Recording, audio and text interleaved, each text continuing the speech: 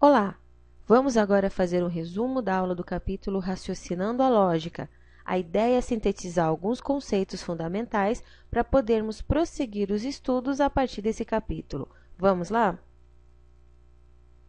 Noções de lógica. O que é lógica? De acordo com a definição apresentada, lógica é um recurso que permite a criação de alternativas viáveis e tecnicamente corretas, eficientes e rápidas. Antes de resolver um problema, no entanto, temos de saber interpretá-lo. Se a gente parar para pensar, por trás das atividades que realizamos no nosso dia a dia, há sempre uma sequência de passos lógicos, por exemplo, amarrar o cadarço de um tênis, abrir uma porta, trocar uma lâmpada, beber água ou fazer aquele delicioso bolo de chocolate. Assim, podemos dizer que estamos sempre usando nosso raciocínio lógico para realizar nossas atividades, mesmo aquelas mais simples e corriqueiras. A lógica para a programação é o processo de saber pensar na mesma sequência em que o computador executa as tarefas. Assim, podemos dizer que aprender a lógica é um dos primeiros passos para quem pretende entrar no mundo da computação. Por meio dela, aprende-se a imaginar como as ações serão executadas, partindo-se do estudo de um problema até chegar à sua solução. Por isso, embora pareça simples, usar o raciocínio lógico para instruir um computador a realizar uma determinada tarefa é um processo bastante complexo. Não existem fórmulas em informática. O que existe é o aperfeiçoamento de nossa forma de pensar e raciocinar sobre um problema, podendo extrair dele uma solução eficiente e eficaz sob um determinado ângulo de visão. A solução que criamos para um determinado problema necessita ser exteriorizada, também precisa ser expressa numa linguagem publicamente conhecida. Assim, utilizamos a lógica de programação para desenvolver nossas soluções e os algoritmos para apresentar essas soluções ao mundo. Então, o que é um algoritmo? Os algoritmos são usados para demonstrar a linha de raciocínio lógico antes de iniciar a programação do computador, numa sequência de passos, escolhendo o melhor caminho para resolver um determinado problema. Veja o exemplo de um algoritmo da receita de uma omelete. Pegar o ovo, pegar a tigela, pegar um fouet, quebrar o ovo numa tigela, jogar as cascas fora, mexer o ovo com o fouet.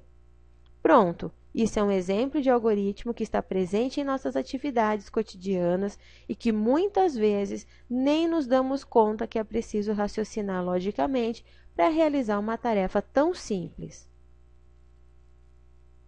Veja agora um outro exemplo de algoritmo que aprendemos nesse capítulo: a sequência de passos necessários para que alguém tome um refrigerante em uma lata. Perceba que numa sequência de passos, escritos em português, escrevemos o raciocínio lógico para alguém beber o líquido que está dentro da lata.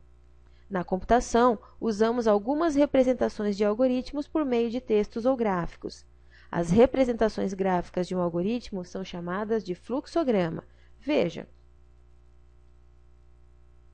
O fluxograma é uma representação gráfica que permite uma maneira mais simples e concisa de representar os dados sobre uma superfície plana através de diferentes formas, de modo a facilitar a visualização completa e imediata dos dados. Veja um exemplo do algoritmo da latinha representado por meio de um fluxograma. Perceba que o formato de gráfico facilita muito o processo de visualização das operações. Como vimos, existem vários símbolos que constituem a estrutura de um fluxograma.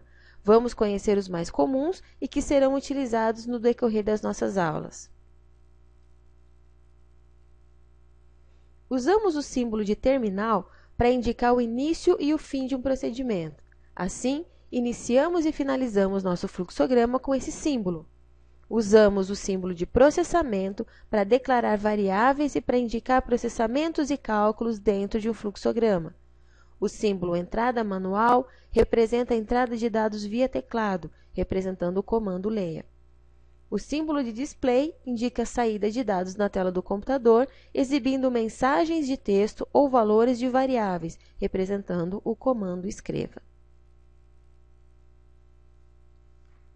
Além do fluxograma, que é uma forma de representação gráfica, existe uma outra técnica narrativa denominada pseudocódigo, conhecida também como português estruturado, ou ainda, como alguns chamam, de Portugal.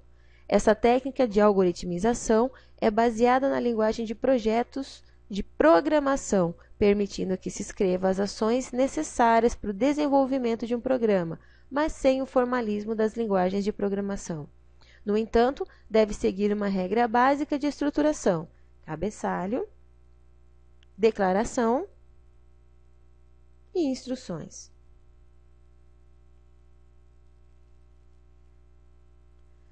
Ainda é necessário saber sobre os algoritmos. Eles devem ter como característica um número finito de passos descritos de forma precisa e que possam ser executados em um determinado tempo. Podem permitir 0 ou mais entradas de dados e geram saídas de dados refinados. Para construir um algoritmo, é necessário que as informações sejam claras e objetivas, geralmente compostas de um verbo ou de uma frase direta.